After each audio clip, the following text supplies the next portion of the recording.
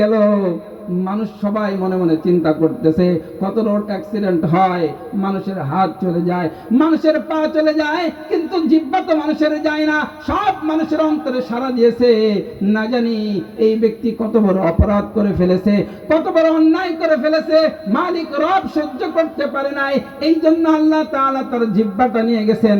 সুতরাং আমি আর আপনি যদি এই জিহ্বা দিয়ে অপরাধ করি, আমি আর আপনি যদি এই জিহ্বা দিয়ে অপরাধ করি, চক্ষু দিয়ে অপরাধ করি, তাহলে আল্লাহ তাআলা আমার আপনার জিহ্বাটাও নিয়ে যেতে পারেন। যদি চক্ষু দিয়ে অপরাধ করি, আল্লাহ তাআলা আমার আপনার চক্ষুটাও নিয়ে যেতে পারেন। অনেক মানুষ এমন আছে দেখবেন, মৃত্যুর 10-15 বছর আগে চোখের দৃষ্টিশক্তি হারায় যায়, সে আর কিচ্ছু দেখতে পারে না, তার কলিজার টুকরা সন্তানগুলোকেও দেখতে পারে না। দৃষ্টিশক্তি চলে যাওয়ার কারণে সে তার স্ত্রীকেও দেখতে পারে না। এই কঠিন অবস্থায় তার সময় অতিক্রম করতে হয়, একমাত্র কারণ চোখের গুনাহ। আবার অনেক বৃদ্ধা আছে দেখবেন 90-95 বছর বয়স, এরপরেও কোরআন দেখে দেখে পাঠ করতে থাকে। এত বয়স, চোখের দৃষ্টিশক্তি হারায় না। আর বহু মানুষ দৃষ্টিশক্তি হারায় ফেলতেছে এই চোখের অপরাধের কারণে, এই চোখের গুনাহের কারণে। জাকিরিনদের মজলিসে আসার তৌফিক দান করেছেন, এই জন্য প্রত্যেকেই হৃদয় থেকে বলি আলহামদুলিল্লাহ। আজকের এই ইসলামী যুব পরিষদের উদ্যোগে মাহফিলে যারা আমরা উপস্থিত হয়েছি, যাদেরকে আল্লাহ পাক রব্বুল আলামিন উপনীত হওয়ার তৌফিক দান করেছেন, নিঃসন্দেহে আল্লাহ পাক তাদেরকে ভালোবাসেন। যদি কথা প্রমাণ হয় যে আল্লাহ পাক রব্বুল আলামিন আমাদেরকে ভালোবাসেন, তাহলে প্রমাণ যদি হয়, তাহলে এটা অনেক বেশি আনন্দের বিষয় আমাদের জন্য। এটা খুবই সুস্পষ্ট যে আমার আপনার কোনো প্রিয় ব্যক্তি যদি আমাদের বাড়িতে আসে, তো আমরা অনেক আপ্যায়ন করি, মেহমানদারি করাই, যে আমার প্রিয় ব্যক্তি আসছে, অনেক খুশি হই, অনেক নাস্তার ব্যবস্থা করি। পক্ষান্তরে যদি দুশমন আসে বা এমন কোন ব্যক্তি আসে যাকে আমি আপনি পছন্দ করি না, এরকম অপছন্দনীয় ব্যক্তি যদি আমাদের বাড়িতে আসে, তাহলে আমরা এমন অঙ্গভঙ্গি দেখাই যেন সে চলে যায়, কথাই বলি না, অন্য রুমে বসে থাকি। এমন ভাবে অঙ্গভঙ্গি দেই যেন সে বিরক্ত হয়ে চলে যায়। তাহলে একথা প্রমাণিত হলো, যেই ব্যক্তি আমার আপনার কাছে পছন্দনীয়, ওই ব্যক্তিকে আমাদের বাড়িতে তাকে সম্মানিত করার ব্যবস্থা করি। পক্ষান্তরে যদি অপছন্দনীয় হয়, তাহলে যে কোনো উপায়ে তাকে আমরা চলে যাওয়ার ব্যবস্থা করি। ঠিক তেমনি ভাবে যাদেরকে আল্লাহ পাক রব্বুল আলামিন পছন্দ করেন, ভালোবাসেন, তাদেরকেই কোরআনের কথা শোনার তৌফিক দান করেন। যাদেরকে আল্লাহ পাক রব্বুল আলামিন মহব্বত করেন, ভালোবাসেন, তাদেরকেই আল্লাহ পাকের কুদরতি পায়ে সিজদা করার তৌফিক দান করেন। যাকে আল্লাহ পাক ভালোবাসেন, তাকে 5 ওয়াক্ত নামাজ পড়ার তৌফিক দান করেন। যাকে আল্লাহ পাক ভালোবাসেন, তাকে কোরআন তেলাওয়াত করার তৌফিক দান করেন। যাকে আল্লাহ পাক ভালোবাসেন, তাদেরকে ইসলামের শিক্ষা অর্জন করার তৌফিক দান করেন। তাহলে আলহামদুলিল্লাহ, মাগরিবের নামাজ পড়লাম, মাগরিবের নামাজের পরে কোরআন হাদিসের কথা শোনার জন্য আল্লাহ পাক রব্বুল আলামিন আমাদেরকে এখানে এনেছেন। অনেক দূর দূর থেকেও মানুষ এসেছে, সওদাগরপাড়া থেকেও মানুষ এসেছে, আরো বহু দূর দূর থেকে মানুষ আসতেছে। আবার দেখা যায় অনেক কাছের লোকও আসে না, বলে না যে মক্কার মানুষ হজ পায় না, তো দেখা যায় কাছের মানুষ, এদেরও ভালো জায়গায় আসার তৌফিক হয় না। সুতরাং বোঝা যায়, যাকে আল্লাহ পছন্দ করেন, ভালোবাসেন, তাদেরকেই কোরআনের কথা শুনে মেনে আমল করার তৌফিক দান করেন। তো তাহলে একথা প্রমাণিত হলো আজকের এই ইসলামী যুব পরিষদের উদ্যোগে, আজকের এই মাহফিলে যারা এসেছেন বা যারা আসতেছেন, এদের সবাইকেই কি করেন আল্লাহ পাক ভালোবাসেন, মহব্বত করেন, বিদায় আল্লাহ তাআলার কোরআনের কথাগুলো শোনার তৌফিক দান করছেন। তো বোঝা গেল আমরা আল্লাহ তাআলার প্রিয় ব্যক্তি, এখন আরো প্রিয় ব্যক্তি কিভাবে হওয়া যায়, আল্লাহ তাআলার অনেক বেশি নৈকট্য কিভাবে অর্জন করা যায় সেই ফিকির করা দরকার। তো সবার আগে যেটা করতে হবে, আমাদের দিল ঠিক করতে হবে। মানুষের পরিবর্তনের জন্য অনেক অনেক বেশি সময়ের প্রয়োজন নাই। আল্লাহ রাসূল সাল্লাল্লাহু আলাইহি সাল্লামের সাথে অনেক মানুষ বছরের পর বছর থেকেছে, কিন্তু তারপরেও ঈমান আনে নাই, ইসলাম গ্রহণ করে নাই। অথচ এমন অনেক সাহাবী আছে যারা আল্লাহ রাসূলের চেহারার দিকে শুধুমাত্র একবার তাকাইছে, একটু এক মুহূর্তের জন্য আল্লাহ রাসূলকে দেখছে, একটু আল্লাহ রাসূলের সাথে বসছে, বাস তাদের হিদায়াত হয়ে গেছে, তার ইসলাম গ্রহণ করেছে, দ্বীনের পথে চলে এসেছে। সুতরাং অনেক বেশি সময়ের প্রয়োজন নাই, অল্প সময় হলেও আল্লাহ তাআলা আমাদেরকে পথ চলার পরিবর্তন করে দিতে পারেন। এই যে এমন একটা সময় আল্লাহ পাক আমাদেরকে এখানে এনেছেন, যেই সময়টা অত্যন্ত গুরুত্বপূর্ণ একটা সময়। গোটা পৃথিবীকে নিয়ন্ত্রণ করবার জন্য আল্লাহ পাক রব্বুল আলামিন দুই শ্রেণীর ফেরেশতাকে নিযুক্ত করেছেন। দ্বীনের এক শ্রেণীর ফেরেশতা, তাদেরকে দ্বীনের দায়িত্ব দিয়ে আল্লাহ তাআলা পৃথিবীতে পাঠান, আর রাতের আরেক শ্রেণীর ফেরেশতা যাদেরকে আল্লাহ পাক রাতে পাঠান। রাতের প্রথমাংশে প্রথম ভাগে ওই ফেরেশতাদেরকে আল্লাহ পাক পাঠান, আর ওই ফেরেশতারা এসে দেখে যে কে কি কাজ করতেছে।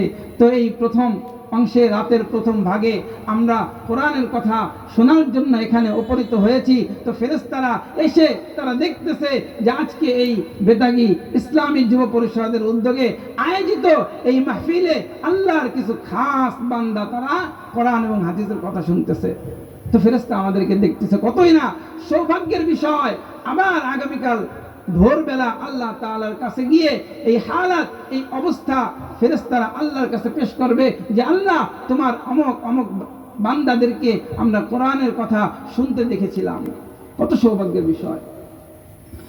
তো মুহতারাম হাজিরিন, কিভাবে আল্লাহ তাআলার বেশি নৈকট্য অর্জন করব? সবার আগে আমাদের দিলটা পরিবর্তন করতে হবে।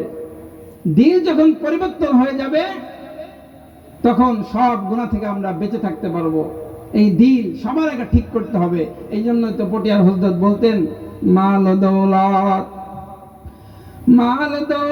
के हवास दिल से निकाल, दिल को कुरान वार कर ऐ जुल जलाल, दिल हो आए न तेरी दीदार का, सर झुका कर देख लो तेरा जमाल।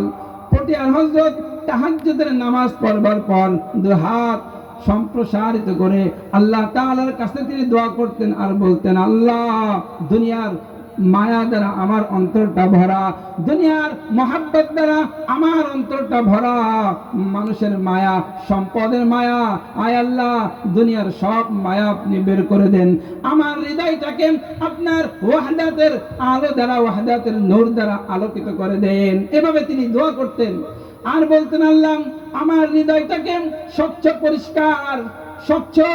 পরিষ্কার আয়নার মতো করে দেন। আমি যখন সিজদায় যাই, আমি সিজদায় গিয়ে এই আয়না দিয়ে যেন রব আমি আপনাকেই দেখতে পাই। এভাবে দোয়া করতেন, আল্লাহ, আমার হৃদয়ে যত দুনিয়ার মহাব্বত ভালোবাসা আছে সব আপনি দূর করে দেন, আপনার ওয়াহদাতের আলো দ্বারা, আপনার ওয়াহদাতের নূর দ্বারা আমার হৃদয়টাকে আপনি আলোকিত করে দেন। তো হৃদয় যখন ঠিক হয়ে যায়, হৃদয় এবং জিহ্বা এটা অঙ্গাঙ্গি ভাবে সম্পর্কিত। হৃদয় ঠিক, জিহ্বা ঠিক, আর যার জিহ্বা ঠিক তার সব অঙ্গ প্রত্যঙ্গ ঠিক।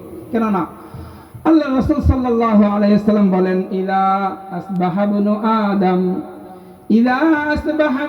আদম ফাইন্নাল আ'দা'a কুল্লাহা তুকাফফিরুল লিসানা ফাতাকুল ইত্তাকিল্লাহ ফিনা ফাইন্না নাহনু বিকা ফাইন ইসতাকামতা ইসতাকামনা ওয়া ইন ইওয়াজাজতা ইওয়াজাজনা। আল্লাহ রাসূল সাল্লাল্লাহু আলাইহি ওয়াসাল্লাম বলেন, আদম সন্তান যখন ঘুম থেকে ওঠে, তখন আদম সন্তানের সমস্ত অঙ্গ প্রত্যঙ্গগুলো জিহ্বার কাছে অনুনয় বিনয় করতে থাকে, কাকতি মিনতি করতে থাকে, আর বলতে থাকে, ইত্তাকিল্লাহ ফাইন্না নাহনু বিকা ফাইন ইসতাকামতা ইসতাকামনা ওয়া ইন ইওয়াজাজতা ইওয়াজাজনা। ঘুম থেকে উঠবার পর আদম সন্তানের হাত তার জিহ্বাকে ডেকে বলে, পা তার জিহ্বাকে ডেকে বলে, চক্ষু তার জিহ্বাকে ডেকে বলে, জিহ্বাকে অনুনয় বিনয় করে বলতে থাকে যে আমাদের ব্যাপারে তুমি আল্লাহ তাআলাকে ভয় করো, কেননা ফাইন্না নাহনু বিকা, আমরা তোমার সাথে জড়িত। ফাইন ইস্তাকামতা ইস্তাকামনা, যদি তুমি সঠিক পথে চলো তাহলে আমরাও সঠিক পথে চলবো। অর্থাৎ জিহ্বা যদি সঠিকভাবে ব্যবহৃত হয়, হাত সঠিকভাবে ব্যবহৃত হবে, জিহ্বা যদি সঠিকভাবে ব্যবহৃত হয়, আমার পা সঠিকভাবে ব্যবহৃত হবে, জিহ্বা যদি সঠিকভাবে ব্যবহৃত হয়, আমার চক্ষু আমার কর্ণ সব সঠিকভাবে ব্যবহৃত হবে। পক্ষান্তরে ওয়াইন ইস্তাকামতা ইস্তাকামনা, যদি আমার জিহ্বা যদি বাঁকা পথ অবলম্বন করে, জিহ্বা যদি গুনাহের পথ অবলম্বন করে, তাহলে সেই গুনাহের দিকে আমার হাত চলে যাবে, সেই গুনাহের দিকে আমার পা চলে যাবে, ওই গুনাহের দিকে আমার চক্ষু চলে যাবে। যেই চক্ষুটা আল্লাহ তাআলার এত বড় নিয়ামত, জিহ্বা আল্লাহ তাআলার কত বড় নিয়ামত। আল্লাহ পাক রব্বুল আলামিন বলেন, আলাম নাজআল লাহু আইনাইন ওয়া লিসানাও ওয়া শাফাতাইন। আল্লাহ পাক রব্বুল আলামিন আমাদেরকে দেখার জন্য চক্ষু দিলেন, কথা বলার জন্য একবার জিহ্বা করতেছে, মিথ্যা কথা বলতেছে মানুষকে, এই জিহ্বা দিয়ে কথার মাধ্যমে মানুষকে কষ্ট দিতেছে। অথচ অনেক মানুষের এই জিহ্বাটা পাওয়ার পরেও, এত বড় নিয়ামত পাওয়ার পরেও হারায় ফেলায়। একজন ব্যক্তি তার একটা মেয়েকে নিয়ে বাসে উঠছে, তো বাসের মধ্যে লোকাল বাসে উঠছে, কিছুক্ষণ পরে ছাড়বে। বাসে উঠবার পর সে কথা বলতে পারে না, করে একটা চিৎকার দিয়েছে বিকট আওয়াজে। বাসের সব যাত্রীরা ওই ব্যক্তির দিকে তাকাইছে। এখন তো তার অবস্থা বর্ণনা করার সেই তার বাক শক্তি নাই। তার পাশে একটা মেয়ে ছিল, সেই মেয়েটা ডাক দিয়ে বলতেছে, ভাই এই যে যিনি মাত্র চিৎকার করলেন উনি আমার বাবা, আমি ওনার কন্যা। আমার বাবাও বাসের ড্রাইভার ছিল, বাস চালাইতো। একবার রোড অ্যাক্সিডেন্টে আমার বাবার এক সাইড পড়ে যায়, প্যারালাইজড হয়ে যায়, আর দাঁতে দাঁতে চাপা লেগে জিহ্বা অর্ধেক পড়ে যায়, বাকি অর্ধেকে ক্যান্সার হয়। ডাক্তার পুরা জিহ্বাটা ফেলে দিয়েছে। এখন এই অঙ্গ হানি হওয়ার কারণে আমার বাবা চাকরি বাকরি করতে পারে না, ব্যবসা বাণিজ্য করতে পারে না, কিছুই করতে পারে না, বড় অসহায় আমরা। এই জন্য আজকে আমরা আপনার কাছে আসছি, আমার এই দুর্দশা, আমার বাবার এই কঠিন অবস্থা, আপনারা যে যা পারেন সাহায্য করেন। এইভাবে মেয়ে বলতেছে। বাসের মধ্যে যত মানুষ ছিল সব মানুষ আশ্চর্য হয়ে গেল। মানুষ সবাই মনে মনে চিন্তা করতেছে, কত রোড অ্যাক্সিডেন্ট হয়, মানুষের হাত চলে যায়, মানুষের পা চলে যায়, কিন্তু জিহ্বা তো মানুষের যায় না। সব মানুষের অন্তরে সাড়া দিয়েছে, না জানি এই ব্যক্তি কত বড় অপরাধ করে ফেলেছে, কত বড় অন্যায় করে ফেলেছে, মালিক রব সহ্য করতে পারে নাই, এই জন্য আল্লাহ তাআলা তার জিহ্বাটা নিয়ে গেছেন। সুতরাং আমি আর আপনি যদি এই জিহ্বা দিয়ে অপরাধ করি, আমি আর আপনি যদি এই জিহ্বা দিয়ে অপরাধ করি, চক্ষু দিয়ে অপরাধ করি, তাহলে আল্লাহ তাআলা আমার আপনার জিহ্বাটাও নিয়ে যেতে পারেন। যদি চক্ষু দিয়ে অপরাধ করি, আল্লাহ তাআলা আমার আপনার চক্ষুটাও নিয়ে যেতে পারেন। অনেক মানুষ এমন আছে দেখবেন, মৃত্যুর 10-15 বছর আগে চোখের দৃষ্টিশক্তি হারায় যায়, সে আর কিচ্ছু দেখতে পারে না, তার কলিজার টুকরা সন্তানগুলোকেও দেখতে পারে না। দৃষ্টিশক্তি চলে যাওয়ার কারণে সে তার স্ত্রীকেও দেখতে পারে না।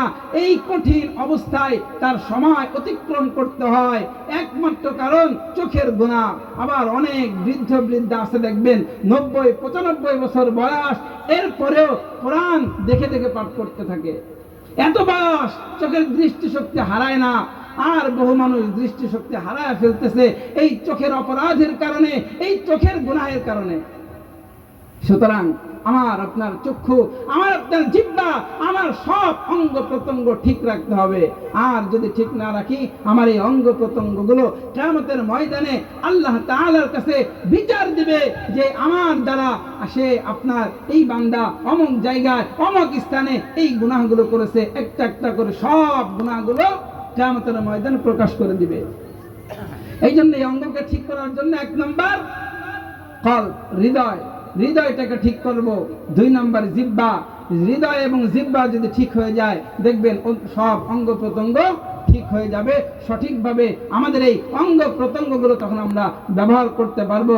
আল্লাহ তাআলা সন্তুষ্টির জন্যই আমাদের সব কাজ করা দরকার। কেননা আমরা যতদিন বেঁচে থাকি যেই আমল করি এই আমলের বিনিময়ে আল্লাহ তাআলা আমাদেরকে জান্নাত দিবেন। জাযাআম বিমা কানু ইয়ামালুন, আল্লাহ তাআলা আমাদেরকে জান্নাত দিবেন কি আমাদের আমলের বিনিময়ে। কিন্তু আমাদের আমল কতটুকু? হয় 20 বছর আমল করছি, 30 বছর, 50 বছর, 100 বছর।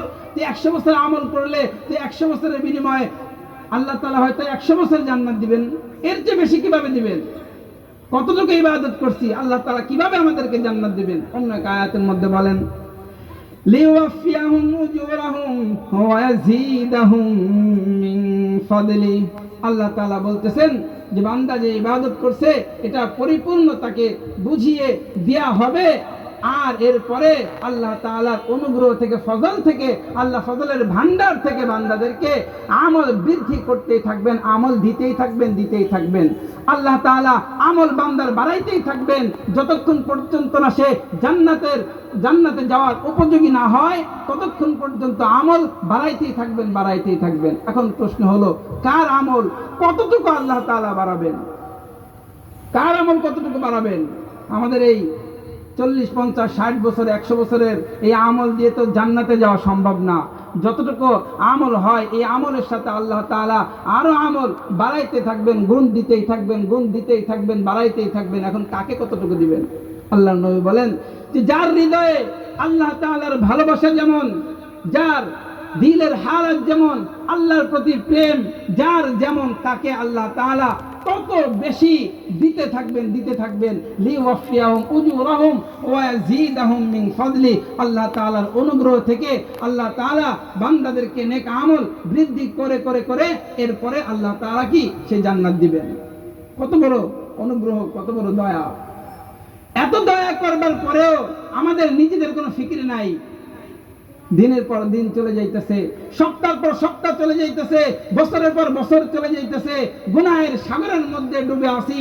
রবের কাছে চলে যেতে হবে। যেইভাবে আমার বাবা গেছে, যেইভাবে আমার দাদা গেছে, সেই জায়গায় তো আমাকেও যেতে হবে।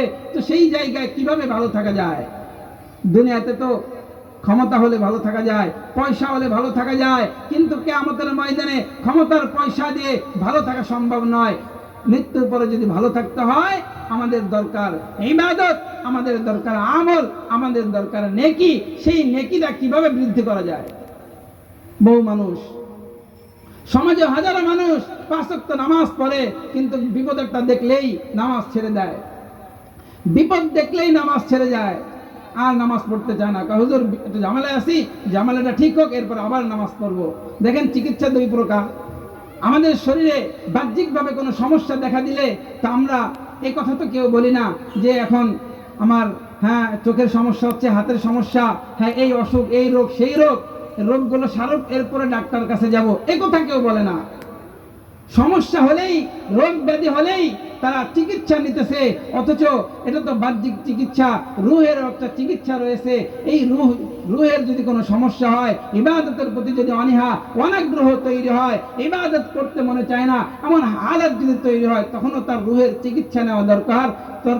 সেই চিকিৎসার কোনো ব্যবস্থা, রুহের চিকিৎসার কোনো ব্যবস্থা মানুষ দিচ্ছে না। বিপদটা দেখলে বিপদ যায় না, পরে নামাজ পড়বো, অথচ তার প্রয়োজন ছিল হাজারো সমস্যার ভিতরেও, হাজারো বিপদের পরেও, হাজারো দুশ্চিন্তার পরেও সবার আগে তার নামাজ ঠিক রাখা দরকার ছিল। সাহাবায়ে কেরাম যত বিপদের মধ্যেই পড়ুক না কেন, সবার আগে তারা নামাজকে প্রাধান্য দিতেন। এই নামাজের মাধ্যমে আল্লাহ তাআলার কাছে বিপদ থেকে মুক্তি চাইতেন। একবার আল্লাহর নবীর একজন সাহাবী হযরতে আবু উমামা রাদিয়াল্লাহু তাআলা আনহু মসজিদের মধ্যে, যে এমন একটা সময়, নামাজের সময় না, আল্লাহ রাসূল তাকে জিজ্ঞাসা করলেন মসজিদের মধ্যে দেখে যে, হে ইয়া আবা উমামা মালি আরাকা জালিসান ফিল মসজিদ ফি গায়রি ওয়াক্তিস সালাত। হে আবু উমামা, এখন তো নামাজের কোনো সময় না, এই অটাইমে তুমি মসজিদের মধ্যে কেন? তখন হযরতে আবু উমামা রাদিয়াল্লাহু তাআলা আনহু জবাব দিলেন, ইয়া রাসূলুল্লাহ, ক্বালা হুমুমুন লাজিমাতনি ওয়া দুয়ুনুন ইয়া রাসূলুল্লাহ।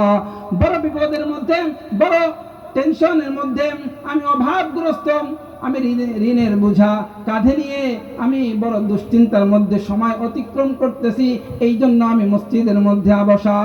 আল্লাহ রাসূল তখন তাকে বলতেছিলেন, আফালা উআল্লিমুকা কালামান ইযা আনতা কুলতাহু ফাযহাবাল্লাহ,